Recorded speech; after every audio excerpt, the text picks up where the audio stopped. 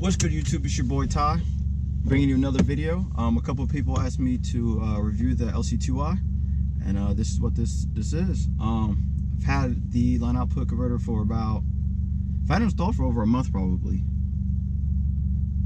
I don't know, probably over a month. And I only have positive things to say about it.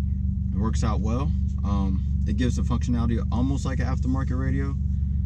So on traditional line output converters, you can't really control how much bass or how much output it has. On the LC2i, it has two knobs, the Acu bass and the regular bass output, and it lets you control the bass that way, almost like an aftermarket radio would. Is it a product I recommend? That's a yes and a no. I'll give you two scenarios.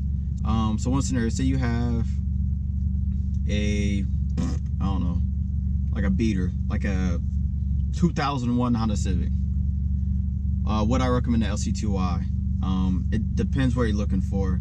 I mean, in that scenario, you could spend, you know, $13.99 for the kit, $13.99 for the harness, and then buy a low-end Pioneer, say a $50 Pioneer, right? And that adds up to be, boom.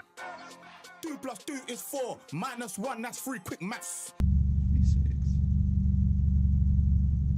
I don't know, we'll say about $100 after tax, after you buy all the stuff, right? So for $100 you get RCA outputs for the sub, and then you get an all-around better radio, so all your sound in the car is gonna sound way better, right?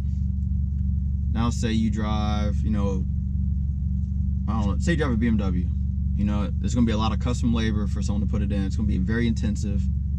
And let's be honest, no one really wants to cut up a BMW dash for aftermarket radio, right? So that's where you'd buy the LC2i for 60 bucks. You still have the BMW system, and you can add the sub without chopping up the dash. In those two cases, that's why it's a yes or no question. For my needs, as of right now, I have the stock system. Wanted to add the sub, got the LC2i, and it works phenomenal. But I will say, in the future, I will take out the LC2i and then put an aftermarket radio. I'm looking at one of the Kenwoods. But in that case, Audiocontrol has another product called, I think it's called the Epicenter, something like that, where you can run your aftermarket radio RCAs into that and then back into the amp, and you get better pre-outs, which results in a cleaner sound. So that might be a product I'll look at in the future and do a review of. But would I recommend the LC2i? In most cases, yes. If you drive somewhere you can get a low-end radio that does RCAs, maybe look at that option. But for most cases, I'd probably say yes, the LC2i is the line output converter you need. Like I said before, I came from a pack line output converter, which is around 50 bucks. That thing was junk.